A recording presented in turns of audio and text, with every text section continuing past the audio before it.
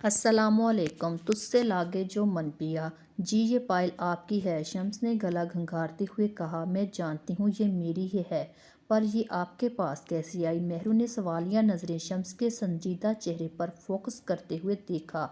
आपको याद होगा जब ज़ुबैर ने एमबीए के थर्ड सेमेस्टर में क्लास में सबसे ज़्यादा जीपी ली थी, तो इसने हम सब क्लास फेलो को पार्टी दी थी अपनी हवेली में। ओ, मेरू ने लंबी सी सांस ली। इसे वो दिन याद था जब शम्स लाला ने अपने थर्ड सेमेस्टर में क्लास में टॉप किया था। पिछले 2 सेमेस्टर में वो तीसरे नंबर पर थे, पर इस बार उन्होंने बताया था कि वो अपने दोस्तों से बैट लगा चुके हैं कि इस सेमेस्टर में वो अगले दोनों बॉयज़ को क्रॉस करेंगे, और ऐसा ही हुआ। वो वाकई ही इन्हें क्रॉस कर गए, जिस पर लाला ने अपनी क्लास के 16-17 जितने भी बॉयज़ थे सबको हवेली में ट्रीट दी थी। मेहरो दलान में मैगजीन गोद में रखे बेजार सी बैठी थी जब शहरबानो इसके पास आई।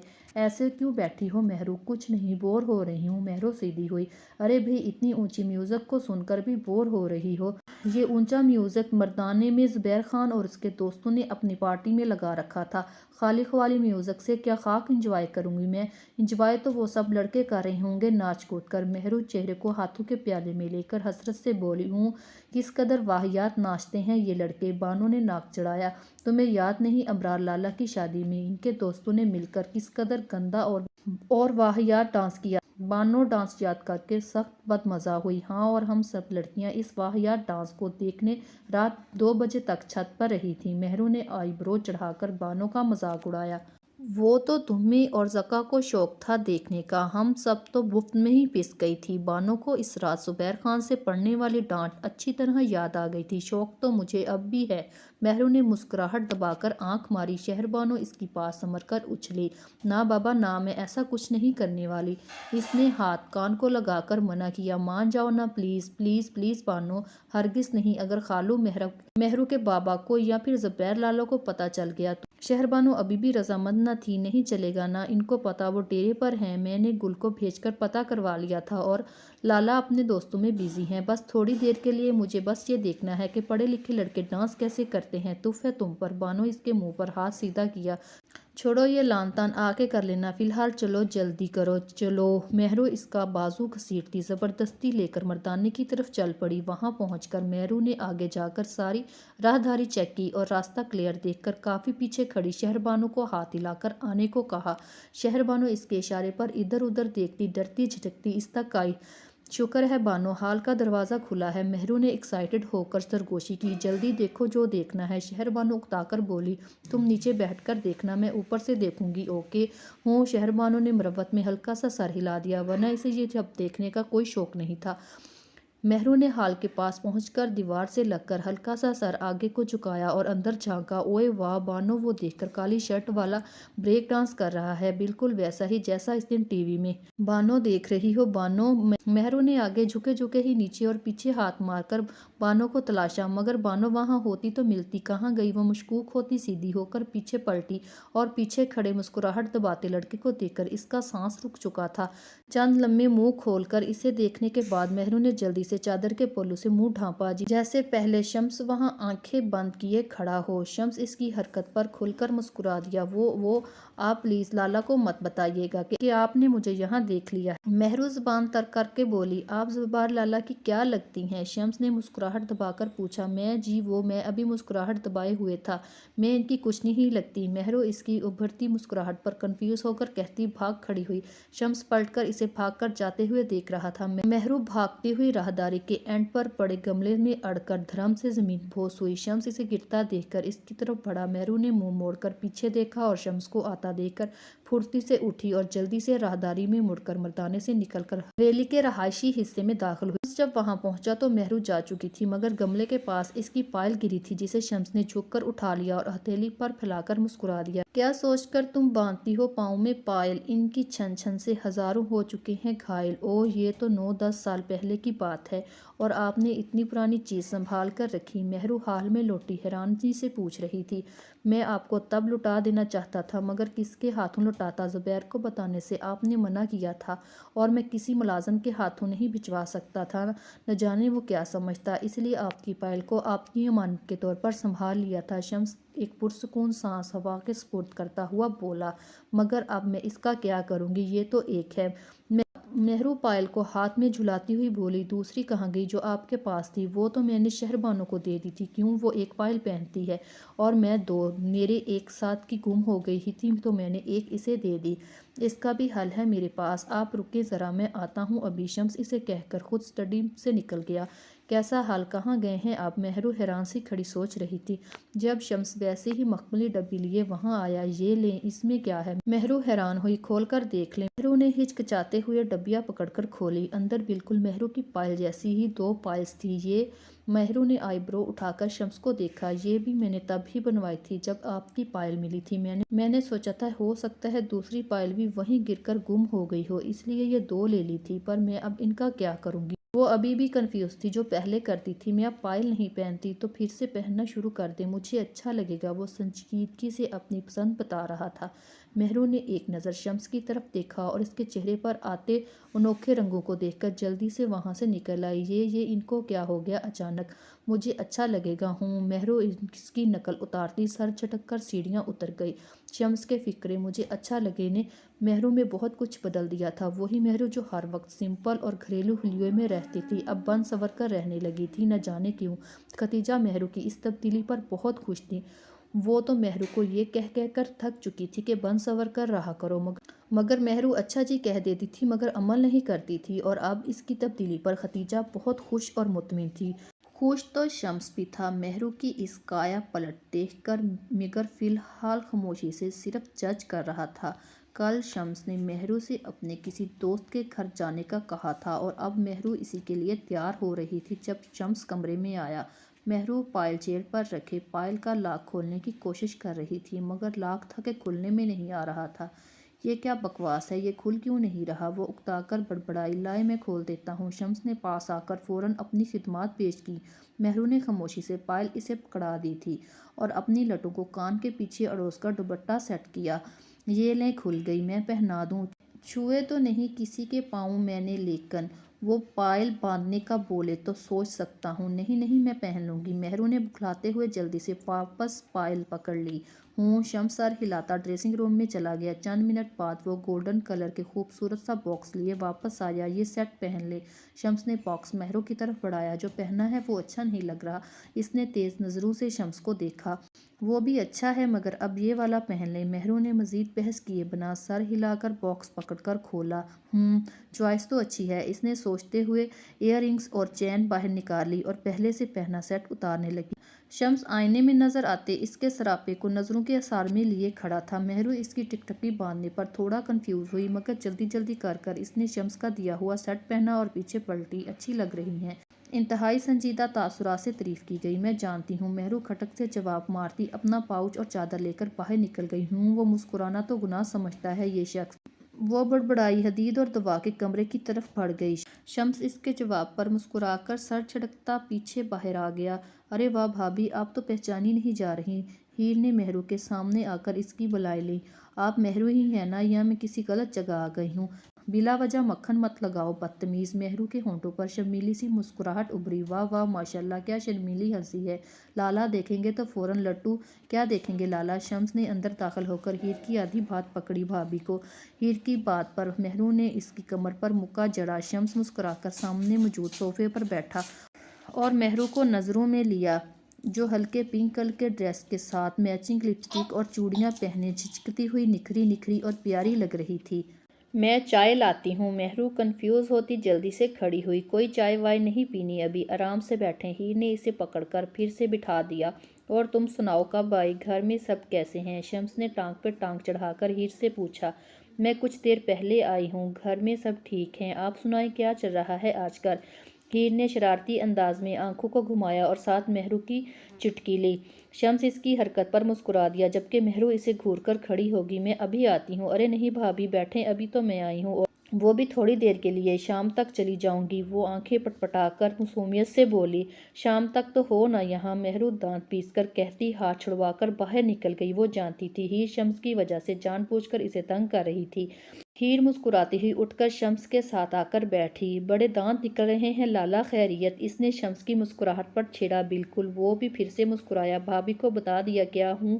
او ہوں، شمس نے نفی میں سر ہلایا۔ تو بھابھی میں یہ تبدیلی کب آئی؟ پوچھ لیتی، تمہاری تو کافی دوستی ہے ان سے۔ کب بتائیں گے لالا؟ وہ سنجیدہ ہوئی۔ بتا دوں گا، جلدی کیا ہے؟ جلدی وہ محترم آپ کے نکاح کو 5 ماہ ہونے والے ہیں۔ ہیر ناک پھیلا کر بولی۔ بتا دوں گا، تم فکر مت کرو مائی سویٹ ڈال۔ شمس نے مسکرا کر اس کے پھولے ناک کو کھینچا۔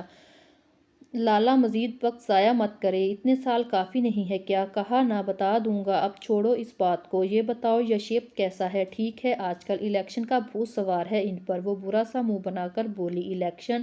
ہوں، کہہ رہے ہیں اس بار اپنے علاقے سے الیکشن لڑیں گے۔ بابا نے بھی روکا تھا، میں نے بھی، مگر وہ یشیپ افریدی ہی کیا جو کسی کی مان جائے۔ وہ چڑی۔ شمس اس کے چڑھنے پر مسکرا دیا۔ چلے کر لینے دو اسے شوق پورا، ایک بار میں ہی عقل آ جائے گی تمہارے نالائق شوہر کو۔ او میرا نالائق شوہر؟ ہیر کو صدمہ ہوا۔ ہاں، تمہارا نالائق شوہر۔ شمس نے مسکراہٹ دبا کر کھڑا ہوا۔ آپ کو پتہ ہے یشیپ لندن کے ڈگری ہولڈر ہے۔ ایسی ڈگری کا کیا فائدہ جب بندہ عقل سے پائیدل ہو؟ لالا، ہیر کے چیخنے پر وہ قہقہ لگاتا حال سے نکل گیا۔ کہہ تو ویسے ٹھیک ہی رہے ہیں۔ ہیر یشیپ کے چہرے کو تصور میں لا کر مسکرا کر سوچتی اماں کے کمرے کی طرف چلی گئی۔ مہرو عشاء کی نماز پڑھ رہی تھی جب کمرے میں شمس داخل ہوا۔ ایک نظر مہرو کو دیکھ کر وہ چینج کرنے چل دیا۔ مہرو آخری رکعتوں میں تھی جب وہ چینج کر کر واپس آیا اور بیڈ کے پاس پڑے صوفے پر بیٹھ کر مہرو کی پشت کو محبت سے دیکھنے لگا۔ حسرت سے دیکھتے ہیں ماضی کو، اس طرح جیسے کہ لوٹ آئیں گے وہ دن جو گزر گئے۔ مہرو نے آخری سلام پھیرا اور تسبیح پڑھنے لگی اور شمس کی طرف منہ کیے بغیر اس کی نظریں خود پر ٹکی محسوس کر رہی تھی۔ اب تو ایسا اکثر ہونے لگا تھا۔ شمس اس کو ٹکٹکی باندھے دیکھتا۔ شروع میں تو جب کبھی ایسا ہوتا تو مہرو کو دیکھتے پا کر شمس اپنی نگاہیں فوراً چکا لیتا تھا، مگر اب مہرو کے دیکھنے پر بھی وہ بنا شرمندہ ہوئے اسے دیکھتا رہتا۔ مجبوراً مہرو کو ہی کنفیوز ہو کر ادھر ادھر ہو جاتی۔ یہ نہیں تھا کہ مہرو کو اس کی نظروں سے الجھن ہوتی تھی، مگر وہ شمس کے اس طرح تسلسل سے دیکھنے پر ٹھٹک ضرور جاتی تھی، یوں جیسے شمس کی نظروں میں ایسا کچھ خاص ہو۔ پر مہرو ہر دفعہ اسے اپنا وہم سمجھ کر جھٹلا دیتی۔ تسبیح کرنے کے بعد اس نے ہاتھ اٹھائے اور دعا مانگی۔ شمس ابھی بھی بنا پلکیں جھپکائے اسے دیکھ رہا تھا۔ مہرو نے دعا کے بعد ہاتھ چہرے پر پھیرے، جائے نماز تہہ لگا کر رکھا اور اپنے وہم کو یقین میں بدلنے کا فیصلہ کرتی شمس کی طرف چلی آئی۔ یشیپ پلیز مان جائے نا۔ ہیر نے یشیپ کے سامنے بکھری فائلوں کو اٹھا کر اس کی پہنچ سے دور کیا۔ ہیر پلیز، اب کچھ نہیں ہو سکتا، میرا اتنا پیسہ لگ چکا ہے، اب تمہارے کہے میں آ کر سارا پیسہ ڈبو دوں؟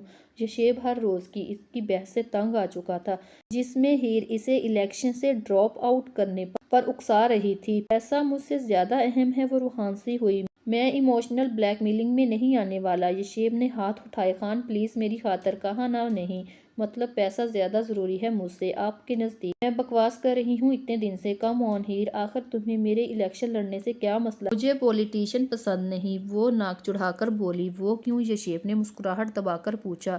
کیونکہ وہ کرپٹ ہوتے ہیں، وہ معصومیت سے بولی۔ مگر میں تو نہیں نا کرپٹ، تو ہو جائیں گے، سارے سیاست میں آئیں گے۔ مجھے پسند نہیں۔ یشیپ ختم کر دینا یہ قصہ، کیا ضروری ہے ہم روز اس بات پر بحث کریں؟ کر دیا ختم۔ اور کچھ؟ یشیپ نے سگریٹ اور لائٹر اٹھایا۔ میں سیریس ہوں محترم۔ ہیر نے دانت رگڑے۔ میں بھی سیریس ہوں محترمہ، میرے سر کی قسم کھائے، ہر چھوٹی بڑی بات پر اپنا سر کیوں بیچ میں لے آتی ہو اور پھر زبردستی اس کی قسم بھی اٹھواتی ہو؟ ہیر یشیپ کی اس عادت سے بخوبی آگاہ تھا، اس لیے چڑھ کر بولا، کیونکہ آپ کا کیا بھروسہ زبانی کلامی بات پر مکر جائیں؟ اس نے کندھے اکچائے۔ اور اگر میں قسم سے بھی مکر جاؤں تو؟ نہیں، میں جانتی ہوں آپ میرے سر کی قسم سے کبھی نہیں مکریں گے، چاہے کچھ بھی ہو جائے۔ یشیپ اس کے پریقین انداز پر مسکرا دیا۔ اور پھر کھائیں قسم۔ ہیر نے اس کا ہاتھ تھام کر اپنے سر پر رکھا۔ تمہاری قسم، پورا کہیں۔ ہیر تمہاری قسم، میں الیکشن میں حصہ نہیں لوں گا، پیسے کی مجھے پرواہ نہیں، اور اگر کسی کے کہے میں آ کر مکر جاؤں تو ہیر کا مرا ہوا منہ دیکھوں۔ یشیپ مسکراتے ہوئے حلف نامہ سن رہا تھا، اس کی آخری بات پر مسکراہٹ رو کر سیریس ہوا۔ سوچ سمجھ کر بولا کرو، جو منہ میں آتا ہے بنا سوچے سمجھے بول دیتی ہو۔ وہ خفگی سے بولا، جو بھی ہے آپ کو میری پوری بات ماننے کے بعد ہی رہائی ملے گی۔ یشیپ نے اس کا اٹل انداز دیکھ کر آخری بات چھوڑ کر باقی حلف نامہ مکمل کیا اور ہاتھ اٹھا کر اٹھ گیا جسے ہیر نے اس کا بازو دبوچ کر قید کر رکھا تھا۔ بہت برے ہیں آپ، وہ خفا خفا سی بولی۔ یشیب نے مسکرا کر اس کی چٹیا کو ہلکا سا جھٹکا دیا اور اس کے پیچھے سے فائلز اٹھا کر اسٹڈی میں چلا گیا۔ اس کے جانے کے بعد ہیر بھی مطمئن تھی، نماز پڑھنے اٹھ گئی۔ پورے 1 ماہ کی کوشش کے بعد یہ معرکہ سر کر چکی تھی۔ یشیب کو منا کر اس نے شکرانے کے نفل ادا کرنا تو بنتا تھا۔ چائے لاؤں؟ مہرو نے کھڑے کھڑے شمس سے پوچھا۔ نہیں، شمس نے نفی میں سر ہلایا، مجھے آپ سے ضروری بات کرنی ہے۔ جی کریے۔ شمس اس کی بات پر سیدھا ہوا مگر مہرو سر ہلاتی اسٹڈی میں چلی گئی۔ شمس اس کے مشکوک انداز پر حیران ہوا۔ چند منٹ بعد مہرو ایک درمیانے سائز کا ڈبہ لیے وہاں آئی۔ وہ ڈبہ جویلری باکس سے مشابہ تھا۔ ڈبے کے بیرونی ڈیزائن سے وہ کافی یونیک اور ایکسپینسو لگ رہا تھا۔ مہرو پاس آ کر ڈبہ شمس کے پاس موجودہ ٹیبل پر رکھ دیا۔ شمس سانس روکے ساکت تھا۔ مہرو نے گھٹنے کے بل بیٹھ کر ڈبہ کھولا اور اس میں موجودہ چھوٹی مخملی ڈبیوں کو باہر نکالنے لگی۔ اس نے ایک ایک کر کے ساری ڈبیاں باہر نکالی اور آخر میں دل کی شیپ کا بنا ہوا کارڈ بھی باہر نکال لیا۔ ساری ڈبیاں نکال لینے کے بعد اب وہ باری باری ان ڈبیوں کو کھول کر ان میں سے پائلیں نکال کر ٹیبل پر رکھنے لگی۔ وہ تقریباً 50 سے زیادہ ڈیزائنر کی گولڈن، ڈائمنڈ، چاندی اور نہ جانے کس کس اسٹف کی بنی ہوئی پائل تھیں۔ مہرو نے سب کو نکال دیا۔ ٹیبل بالکل کسی جویلری شاپ کا منظر پیش کر رہا تھا۔ پائلوں کا ڈھیر لگانے کے بعد مہرو نے وہ ہارٹ شیپ کا کارڈ اٹھایا جس پر اور اس کا بند ریبن کھول دیا۔ اٹس آل فار مائی لو مہر۔ مہرو نے آواز بلند اس میں لکھی عبارت پڑھی۔ شمس اب بھی سانس روکے ساکت تھا۔ کون ہے یہ مہر؟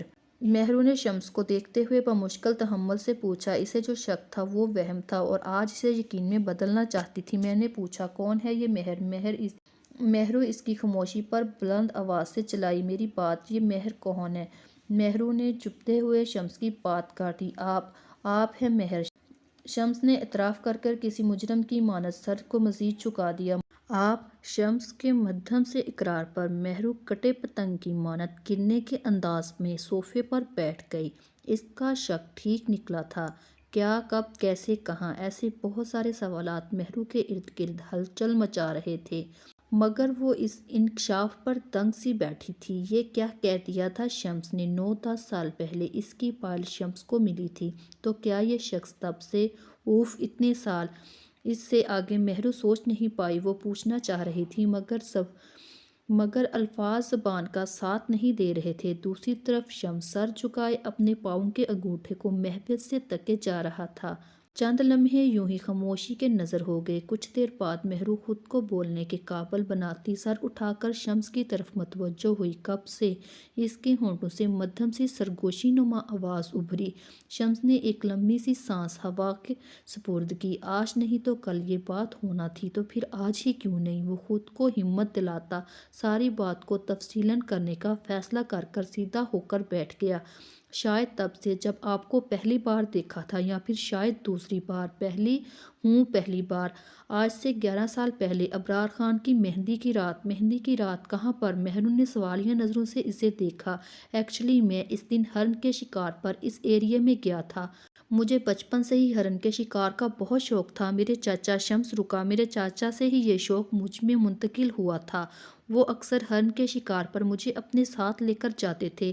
میں اس دن اسی مقصد سے وہاں گیا تھا۔ واپسی پر لیٹ ہو گیا تو سوچا زبیر کی طرف رات گزار کر صبح واپسی کے لیے نکل جاؤں گا۔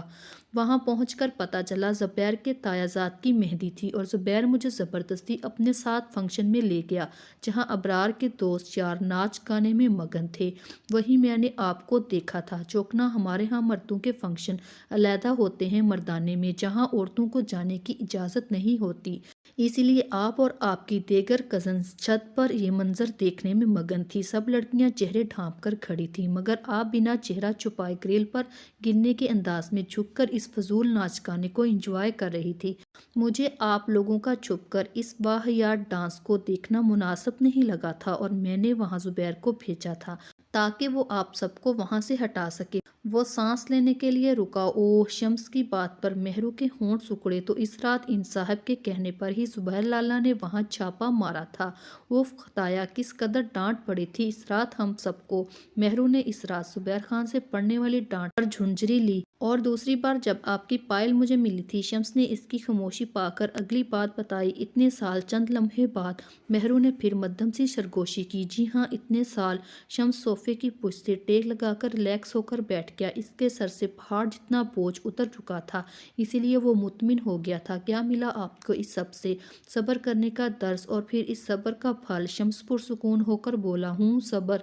مہرو تنزیہ بولی، آپ جانتے ہیں صبر میں کسی کو پانے کے لیے کسی کا خون کرنے کا درس نہیں ملتا۔ شمس دلار خان، وہ چبا چبا کر کہتی کھڑی ہوئی، آپ غلط سمجھ رہی ہیں۔ شمس کا اطمینان ایک پل میں اڑن چھو ہوا۔ وہ اس کی غلط فہمی پر تڑپ کر سیدھا ہو کر بیٹھا۔ کیا غلط سمجھ رہی ہوں میں؟ یہی کہ آپ نے یہ شعر کو مہرو کے الفاظ آنسوں کی وجہ سے گلے میں ہی اٹک گئے۔ فار گاڈ سیک مہرو، آپ میری محبت ہی جتنی جو میں آپ کو پانے کے لیے اتنا گھٹیا فعل انجام دیتا۔ پھر کیوں کیا آپ نے صبر؟ جب محبت کی تھی تو خاموش کیوں رہے؟ بولے کیوں کیا صبر آپ نے؟ مہرو نے سامنے آ کر شمس کا گریباں دبوچا۔ کیونکہ میری قسمت میں صبر کرنا لکھ دیا گیا تھا۔ اگر میرے بس میں ہوتا تو میں آپ کو آج سے 9 سال پہلے ہی پا چکا ہوتا۔ تب چشمت خان، مہرو کے بابا نے میرے منہ پر تماچا مارا تھا یہ کہہ کر کہ میں اس کی اکلوتی بیٹی کے قابل نہیں۔ وہ گریباں پر موجود مہرو کے ہاتھ تھامتا ضبط سے بولا۔ شمس کے اس انکشاف پر مہرو کے ہاتھ اس کے گریباں پر پھسلتے ہوئے پہلو میں آ گرے۔ کیا کہا تھا شمس بابا نے؟ وہ بے یقین تھی۔ شمس نے مہرو کی خون کی نچڑتی شکل دیکھی۔ اسے لگا کہ وہ ابھی زمین بوس ہو جائے گی۔ اس نے مہرو کو سہارا دیا اور اس کے ساکت وجود کو اپنے ساتھ لگا کر بیڈ تک لایا۔ مہرو کو بیڈ پر بٹھا کر شمس نے پاس پڑے جگ سے پانی کا گلاس بھرا اور گلاس اس کی طرف بڑھایا۔ مہرو نے سوالیہ نظریں اٹھائیں، یوں جیسے کہہ رہی ہو میں اس گلاس کا کیا کروں؟ شمس نے اس کی حالت دیکھتے ہوئے خود ہی گلاس اس کے ہونٹوں کو لگا دیا۔ مہرو نے چند گھونٹ پینے کے بعد شمس کا ہاتھ پیچھے کیا۔ آپ آرام کریں، پھر بات ہوگی، وہ کہہ کر پلٹا ہی تھا۔ اس کا ہاتھ مہرو کی گرفت میں آ چکا تھا۔ شمس نے مڑ کر اسے دیکھا۔ ابھی بتائیں مجھے سب۔ اس کے لب پھڑپھڑائے۔ آپ کی طبیعت؟ میں ٹھیک ہوں مہرو کہہ کر شمس کا ہاتھ چھوڑ دیا۔ ہوں۔ شمس نے سر ہلا کر کچھ فاصلے پر پڑی چیئر گھسیٹ لایا۔ وہ دونوں اس وقت آمنے سامنے تھے۔ مہرو بیڈ پر پاؤں لٹکا کر بیٹھی تھی جبکہ شمس اس کے سامنے چیئر پر بیٹھا تھا۔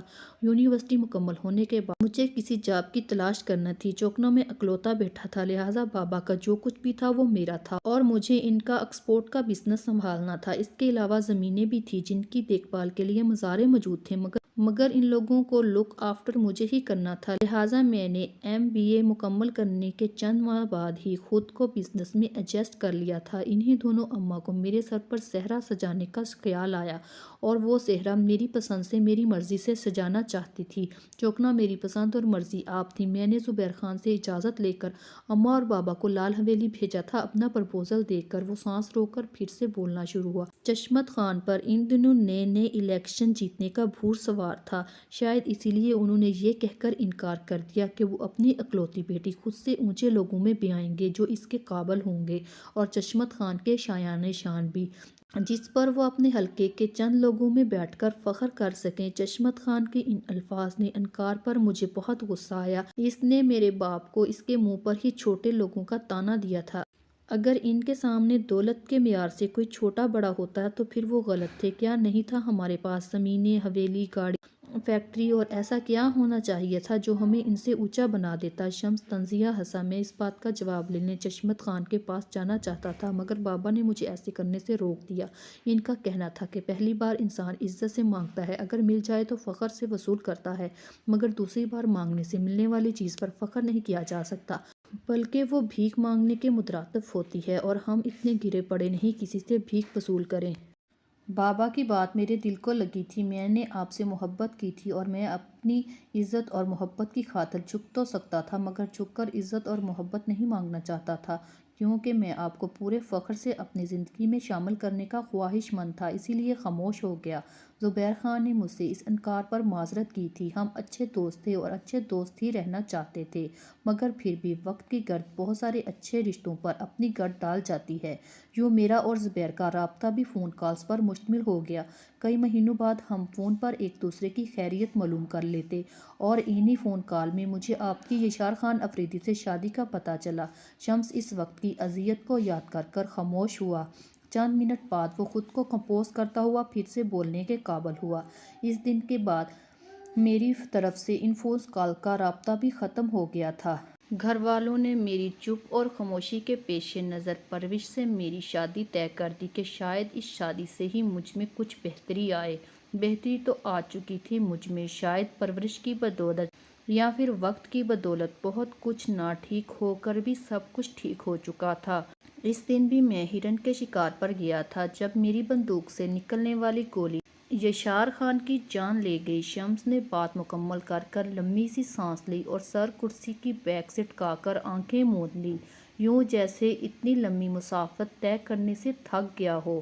مہرو نے سر اٹھا کر شمس کو دیکھا، جس کے چہرے پر تھکن تھی، دکھ تھا، اذیت تھی اور شاید اطمینان بھی تھا، سب کچھ کہہ دینے کا اطمینان۔ آپ کے بابا نے کہا تھا کہ دوسری بار مانگنے سے ملنے والی چیز بھیک تصور کی جاتی ہے، تو پھر دوبارہ کیوں گئے میرا ہاتھ مانگنے؟ مہرو بجھی بجھی سی پوچھ رہی تھی۔ اس کی بات پر شمس آنکھیں کھولتا سیدھا ہوا۔ میں نہیں جانتا، وہ مجھ سے پوچھے بنا ہی گئے تھے زبیر خان کے پاس۔ وہ نظریں چرا کر بولا، آپ نہیں جانتے مگر میں جانتی ہوں، وہ اطمینان سے بولی۔ شمس نے حیرانگی سے دیکھا، مہرو اسے ہی دیکھ رہی تھی۔ دوسری بار آپ کے بابا نہیں گئے تھے بلکہ میرے لالا آئے تھے ان کے پاس۔ مہرو آہستگی سے انکشاف کیا، آپ سے کس نے کہا؟ شمس اٹک کر بولا، میں چند دن پہلے آپ سے خفا ہو کر لال حویلی گئی تھی۔ شمس نے لفظ خفا پر پھر سے حیرت کا اظہار کیا، آپ نہیں جانتے تھے کہ میں آپ سے خفا ہوں، پر میں آپ سے خفا ہو کر گئی تھی۔ اس روز صفائی کے دوران آپ کی اسٹڈی سے مجھے یہ باکس ملا تھا۔ مہرو نے ٹیبل پر پڑے باکس کی طرف اشارہ کیا۔ اس میں سے نکلے کارڈ پر میں نام مہر پڑھ کر ٹھٹکی تھی اور اس میں موجود ساری مخملی ڈبیوں میں پائل دیکھ کر مجھے شک ہوا کہ یہ مہر میں ہوں۔ میں آپ سے پوچھ کر اپنا شک دور کر سکتی تھی، مگر اس وقت مجھے آپ پر بہت غصہ تھا، اس لیے میں آپ سے خفا ہو کر لال حویلی جا چکی تھی۔ وہیں میں نے زبیر لالا اور اماں کی باتیں سن لی تھی۔ مہرو بات کرتے ہوئے انگلی سے پھر اپنی ہتھیلی پر مختلف لائنیں کھینچنے لگی۔ اماں کو میرے آپ کے ساتھ خوش نہ ہونے کا خدشہ تھا۔ ان کے خدشے کے جواب میں لالا نے کہا کہ مجھے شمس پر پورا یقین ہے کہ وہ مہرو کو خوش رکھے گا، اس لیے تو میں اس کے بابا دلار خان کے پاس گیا تب نہ سہی اب تو شمس اور مہرو کی شادی ہو سکتی ہے۔ اس کا ظرف بلند تھا جو وہ اپنی بیگم کے ساتھ میرے کہنے پر شمس کا رشتہ لے آئے تھے۔ یہ بات سن کر میں الٹے قدموں پلٹ آئی، اپنے کمرے میں نہیں بلکہ واپس یہاں آپ کی حویلی میں، کیونکہ اب میں لالا سے خفا تھی کہ انہوں نے مجھے بوجھ سمجھ کر پھینکنے کی بات کی، مگر میں یہ نہیں جانتی تھی کہ انہوں نے خود سے ایسا کیوں کیا۔ مگر اب شمس نے اسے بات جاری رکھنے پر اکسایا۔ کچھ نہیں، اس نے صفی میں سر ہلایا۔ آپ کو برا لگا یہ سب سن کے کہ میں آپ سے؟ پتہ نہیں۔ وہ شمس کی بات مکمل ہونے سے پہلے ہی کاٹ کر کھڑی ہوئی۔ کیا ہوا؟ سامنے سے ہٹیں۔ مہرو آپ اب بھی خفا ہیں مجھ سے؟ کیا نہیں ہونا چاہیے؟ الٹا سوال ہوا۔ پر اب کیوں؟ میں آپ کو ساری بات بتا چکا ہوں، میں ساری بات سن کر ہی خفا ہوئی ہوں۔ وہ منہ پھیلا کر خفگی سے بولی۔ شمس اس کے پھولے ہوئے منہ کو دیکھ کر مسکرا دیا۔ کیا ہوا؟ مہرو نے حیرت سے اس کی مسکراہٹ دیکھی۔ میں آپ سے بہت محبت کرتا ہوں مہر۔ شمس نے مسکراہٹ دبا کر محبت کا اظہار کیا۔ سامنے سے ہٹیں آپ۔ وہ شمس کی نظروں سے کنفیوز ہوئی۔ میری محبت کا جواب اس طرح دیں گی کیا؟ وہ حیران تھا مہرو کے چہرے پر نو لفٹ کے تاثرات دیکھ کر۔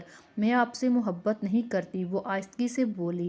تو مجھے اجازت دیں کرنے کی، میں آپ کو بھی سکھا دوں گا۔ مہرو نے ناراضگی سے اسے دیکھا، چہرے پر ہلکی سی مسکراہٹ سجائے آنکھوں میں شرارت اور محبت لیے وہ اسے دیکھ رہا تھا۔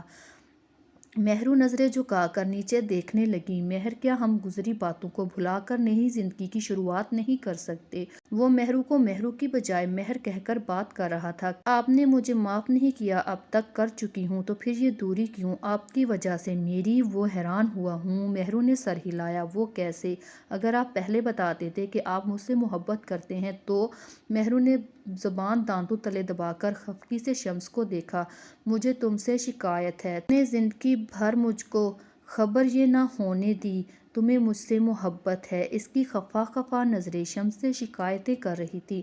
میں آپ سے کیا کرتا ہوں؟ شمس نے اس کی بات پر محظوظ ہو کر پوچھا۔ پلیز مجھے جانے دیں شمس، وہ ممنائی۔ پھر سے کہو کیا؟ شمس، اپنا نام تمہارے منہ سے سن کر بہت اچھا لگا مجھے۔ بہت سال پہلے یہ خواہش تھی کہ تم مجھے میری ہو کر اس طرح پکارو۔ شمس ایک دم سے فاصلہ مٹاتا آپ سے تم پر آ چکا تھا۔ مہرو نے شرما کر پاس سے نکلنا چاہا مگر شمس نے بازو بازو پھیلا کر راستہ روک لیا۔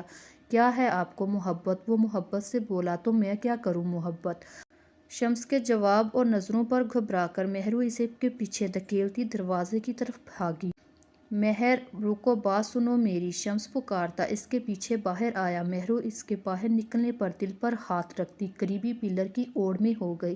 شمس نے باہر نکل کر ادھر ادھر نگاہ دوڑائی۔ اتنی جلدی کہاں غائب ہوگی؟ وہ کھڑا سوچ رہا تھا جب گز بھر کے فاصلے پر بنے پلر کی اوڑ سے چوڑیوں کی کھنک سنائی دی۔ وہ مسکراہٹ دباتا اس کی جانب بڑھا۔ مجھ سے بچ کر کہاں جائیں گی اب؟ کہیں بھی نہیں، مہرو کھلکھلا کر کہتی اس کے ہاتھ جھٹک کر سیڑھیوں کی جانب بھاگی۔ میں اب بالکل نہیں چھوڑنے والا، شمس نے منہ پر ہاتھ پھیر کر دھمکی دی۔ وہ پھر سے اس کی قید سے رفو چکر ہو چکی تھی۔ تو کون کہہ رہا ہے چھوڑنے کو؟ وہ کھلکھلاتی سیڑھیاں اتر گئی۔ مہرو کے چہرے پر ان گنت دھنک کے رنگ بکھرے ہوئے تھے۔ خود کو چاہے جانے کی خوشی کیا ہوتی ہے؟ کوئی مہرو سے پوچھتا، جو اس وقت ہنستی مسکراتی آنچل لہراتی سیڑھیاں پھلانک رہی تھی۔ خود کو چاہے جانے کا احساس انسان کو مغرور بنا دیتا ہے۔ وہ بھی تھوڑی مغرور نظر آ رہی تھی۔ کوئی اتنے سالوں سے چاہ رہا تھا، یہ بات اسے گزرے ماضی کو بھلانے کے لیے کافی تھی۔ دوسری طرف شمس اس کی کھلکھلاہٹ پر پرسکون سا کھڑا اسے زینے اترتا دیکھ رہا تھا۔ آخر اتنے لمبے اور کٹھن صبر کے بعد اسے محبت مل گئی تھی۔ اسے اس کے صبر کا پھل مل چکا تھا۔ وہ خوش تھا، بہت زیادہ خوش۔ کتنے سال گزر گئے ہیں نا یشیب؟ وہ اس وقت جھیل کنارے ایک ہی پتھر پر ایک ساتھ بیٹھے تھے۔ ہیر نے یشیب کے بازو سے اپنا بازو گزار کر سر اس کے کندھے پر رکھا ہوا تھا، جبکہ یشیب اپنی گود میں دھرا ہیر کا ہاتھ تھامے تھرڈ فنگر میں پہنی رنگ کو آگے پیچھے کر رہا تھا۔ ہیر کی بات پر اس نے مسکرا کر ہوں کہا۔ آپ کو یاد ہے ہماری پہلی ملاقات؟ بھول سکتا ہوں کیا؟ اتنے زیادہ سال گزر چکے ہیں، میں سوچتی ہوں تو مجھے حیرت سی ہوتی ہے۔ وہ بے یقین ہوئی۔ حیرت کیوں؟ یشیب نے آئی برو چکائے۔ یہی کہ میں نے اتنے سال آپ کو کیسے برداشت کر لیا۔ یشیب کی گھڑی پر وہ کھلکھلا کر ہنس پڑی۔ یہ کہو کہ میں نے کیسے تم جیسی موٹی بیوی کے ساتھ گزارا کر لیا، اس کے باوجود کہ تم مجھے موٹی لڑکیاں پسند نہیں۔ یشیب نے بھی پورا پتلا اتارا۔ اب میں اتنی بھی موٹی نہیں ہوں، ہیر برا مان کر بولی۔ ہو تو؟ وہ اسے چڑھا کر مسکرایا۔ اچھا بس مذاق چھوڑیں، یہ بتائیں ہم کب جا رہے ہیں خاقان؟ بچوں کے ایگزام ختم ہو لینے دو، بے صبری محبوبہ۔ یشیب نے شرارت سے اس کی ناک کھینچی۔ بچوں کے ایگزام نیکسٹ ویک ختم ہو رہے ہیں۔ کل بھابھی کا فون آیا تھا، کہہ رہی تھی پروگرام فائنل کر کے بتا دوں تاکہ شمس اپنا شیڈول سیٹ کر کر وقت نکال سکیں۔ ہاں تو کہہ دو بچوں کے لاسٹ پیپر والے دن تک ریڈی رہیں، پھر نکلیں گے۔ ہوں۔ ہیر نے اس بات میں سر ہلایا۔ مما مما، 6 سالہ حنین ہیر کو پکارتی ہوئی سامنے سے بھاگتی آ رہی تھی، جبکہ حنان بیٹ پکڑے اس کے پیچھے بھاگ رہا تھا۔ What happened? وہ بھاگ کر ہیر کی گود میں منہ چھپا گئی۔ مما باسی نان مجھے مار رہا ہے۔ اس کی بات پر ہیر اور یشیب دونوں نے اپنی مسکراہٹ دبائی۔ مما یہ مجھے پھر سے باسی نان کہہ رہی ہے۔ حنان پاس آ کر خفگی سے بولا۔ حنین کو یہ سب ہنی کہتے تھے، جبکہ حنان کا نک نام بھی یہی بنتا تھا، مگر سب اسے حنان ہی کہتے، جس پر وہ اکثر چڑ جاتا، کیونکہ اسے لگتا تھا ہنی لفظ حنین کی بجائے اس پر زیادہ جچتا ہے، اور محترمہ حنین صاحبہ اس بات پر اسے باسی نان کہہ کر مزید ٹارچر کرتی تھیں۔ ہنی بیٹا مت تنگ کیا کرو بھائی کو، ہیر نے حنان کو قریب کرتے ہوئے حنین سے کہا، جو اب یشیب کی گود میں چڑھ کر اس کا سیل پکڑے کینڈی کرش کھیلنے میں مگن تھی۔ یہ ہے ہی باسی نان جیسا، گال دیکھیں کیسے پھولے ہوئے ہیں، یوں جیسے نان پھٹنے والا ہو۔ حنین، ہیر نے تنبیہ کی، جبکہ یشیب نے سزا کے طور پر سر لے کر اس کی پہنچ سے دور کر دیا۔ بابا بابا پلیز پلیز سیل دیں، مجھے گیم کھیلنی ہے، وہ بے قراری سے بولی۔ پہلے حنان کو سوری بولو۔ یشیب کی بات پر حنان کا بجھا ہوا چہرہ کھل اٹھا۔ حنین میڈم سوری کریں گی مجھ سے؟ وہ بھی گردن اکڑا کر کھڑا ہوا۔ ہیر مسکراہٹ روک کر اس کے ایکسپریشن دیکھ رہی تھی۔ حنین نے برا سا منہ بنا کر حنان کو سوری کرنے کی بجائے سوری پھینکا کھٹک سے عین کے منہ پر۔ It's okay. حنان نے بھی لٹ مار انداز میں احسان کر کر سوری قبول کی۔ چلو بھئی، تم دونوں کی صلح ہو چکی ہے، اب اٹھو گھر چلتے ہیں، بی بی جان انتظار کر رہی ہوں گی۔ یشیب نے حنین کو گود سے اتار کر کھڑا کیا اور خود بھی کھڑا ہو گیا۔ بابا کچھ دیر اور رکتے ہیں نا؟ حنین نے للچاتی نظروں سے یشیب کو سیل پاکٹ میں رکھتے دیکھ کر کہا۔ نہیں ابھی چلو، پھر آئیں گے سویٹ ہارٹ۔ وہ مسکرا کر اس کی پونی کھینچتا بازو پکڑ کر چل پڑا۔ हीर ने हनान की जैकेट की जिप बंद कर कर कैप इसके सर पर दी और चादर दुरुस्त करती उठ खड़ी हुई। ये मुख्तसर सा आइडियल काफिला एक दूसरे के साथ हंसता मुस्कुराता अटकेलियां करता वापस जा रहा था। ये अफरीदी हवेली के हाल का मंजर है, जहाँ से अभी बाबा जान और दलाल खान निकल कर मर्दानी की तरफ गए हैं, जहाँ कबीले से आए कुछ मर्द मेहमान इनका इंतज़ार कर रहे हैं और हाल के अंदर मौजूद तख्त पर बीबी जान खतीजा बेगम बैठी आहिस्ता आवाज़ में घुटनों और जोड़ों के दर्द पर तबादला ख्याल कर रही हैं, जबकि इनसे कुछ फासले पर कारपेट पर चौकड़ी मारे 14 साला हदीद, 7 साला हमजा और 6 साला हनान बैठे मिस्टर बीन देख रहे हैं। थोड़ी थोड़ी देर बाद मिस्टर बीन की हरकतों पर वो हंसते हुए एक दूसरे के हाथ पर हाथ मारकर महफूज भी हो रहे हैं। अब अगर इनसे थोड़े आगे दाएं जानब देखा जाए तो वहाँ 6 साला हनैन और 9 साला दुआ बैठी टीचर खेल रही थी। हनैन टीचर बनी हुई थी, जबकि दुआ इससे बड़ी होकर भी स्टूडेंट बनी हुई थी। हदीद का हनैन को पटाखा कहना कुछ गलत भी नहीं था, वो वाकई ही इस ख़ानदान का एक पटाखा थी। हालांकि हनैन और हनान दोनों ट्विंस थे, मगर दोनों एक दूसरे के उलट थे। हनैन जितनी मुँह फटती हनान इतना ही सीधा और शरीफ था, मगर हनैन से पूरी टक्कर लेता वो शरीफ होकर भी। अब ये तो हो गई बच्चों की कहानी। आगे बढ़ते हैं बच्चों के अम्माओं और बाबाओं की तरफ। बीबी जान और खतीजा जिस तख्ते पर बैठी थी, इस तख्ते के बिल्कुल सामने सोफों पर यशेब और शम्स लैपटॉप और फाइल्स खोले बिजनेस के मामला डिस्कस कर रहे थे। यशेब ने हीर के कहने पर इलेक्शन से ड्रॉप आउट कर दिया था। फिर कुछ अरसे के बाद बाबा जान के कहने पर शम्स के साथ मिलकर लेदर का बिजनेस शुरू कर दिया था। अब वो दोनों शाफे इंडस्ट्री से हुए कॉन्ट्रैक्ट को डिस्कस कर रहे थे। इनके करीबी सिंगल सोफों में से एक पर मेहरू बैठी थी, टांगे ऊपर किए, गोद में एल्बम रखे, हालिया कागान ट्रिप पर ली गई तस्वीरें देख रही थी। साथ साथ पास पड़े बाउल से पॉपकॉर्न भी उठाकर मुंह में रख लेती। मामा ये मैं ले जाऊं? हमजा, शम्स और मेहरू का बेटा, ने पॉपकॉर्न के बोल की तरफ इशारा किया। हाँ मेरी जान ले जाओ, मेहरू ने मुस्कुराकर बोली। हमजा बोल उठाकर वापस हदीद और हनान की तरफ भाग गया। मेहरू मुस्कुराकर एक नज़र बच्चों पर डालती, फिर से एल्बम उलट पलट करती गौर से तस्वीरें देखने लगी। हीर ने हाल के आखिरी दरवाजे में खड़े होकर ये मंजर अपनी मुस्कुराती नज़रों से देखा। वक्त के साथ साथ कितना कुछ बदल गया था। हीर और यशेब दो अदर ट्विंस बच्चों के माँ बाप बन चुके थे। हदीद और दुआ के बाद शम्स और मेहरू को अल्लाह ने हमजा से नवाजा था। बड़े बुजुर्ग सब इनके सरों पर सलामत थे, जो कि अल्लाह ताला का एक बहुत बड़ा एहसान था इन पर। और सबसे बढ़कर यशेब और शम्स की सुलह और दोस्ती थी। हीर ने मुस्कुराते हुए यशेब की तरफ देखा, जो शम्स की बात सुनता कान पकड़े हुए था, और शम्स शायद इसे किसी बात पर खरी खरी सुना रहा था। इसे बीबी जान की परसों पुरानी कही बात याद आ गई। वक्त के साथ सब कुछ ठीक हो जाएगा हीर। और इनकी बात के जवाब में हीर ने कहा था, ना अब कुछ ठीक हुआ है और ना ही कभी ठीक होगा बीबी जान। मगर वो गलत थी। वक्त ने वाकई ही बहुत कुछ ठीक कर दिया था।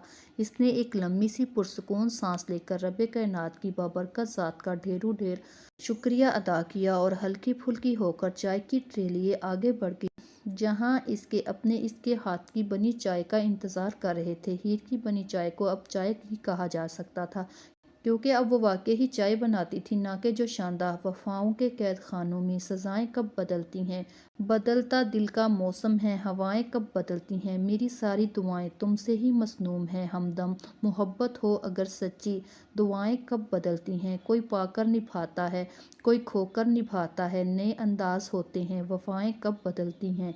ज़रूरी नहीं कि हर वनी होकर आने वाली हीर के साथ ऐसा ही हो, जैसे यशेब अफरीदी जैसा चाहने वाला शरीके सफ़र मिले, या फिर हर बेवा होने वाली मेहरू के साथ, जिसके अपनों ने इसे वो खुशियाँ लुटाईं जिन पर इसका हक था। हमारे यहाँ अक्सर बहनें बेटियाँ अपने बाप भाइयों की खातिर खून बहा और दीगर ऐसे अफ़ाइल में वनी कर दी जाती हैं, और फिर इन्हें बेज़ुबान जानवर समझकर जो सलूक किया जाता है वो किसी गुनाह से कम नहीं। गाली गलोच, मारपीट, हत्ता के अक्सर औकात जिस्म के किसी हिस्से को काट कर इसको सज़ा और अजियत दी जाती है, और बेवा औरत को बेवकी की चादर उड़ाकर साइड पे कर दिया जाता है कि इसका खुशियों पर कोई हक नहीं। फिर अगर वो शादी कर लेती है तो इस पर तहकीर अमेज़ जुमलात फेंके जाते हैं। क्या एक मर्द को जन्म देने वाली औरत के साथ ये सलूक ज़ेब देता है? मज़ीद नावल्स के लिए हमारे चैनल को सब्सक्राइब कर लें। अगर वीडियो पसंद आई हो तो वीडियो को लाइक और शेयर करें, चैनल को सब्सक्राइब करें। शुक्रिया।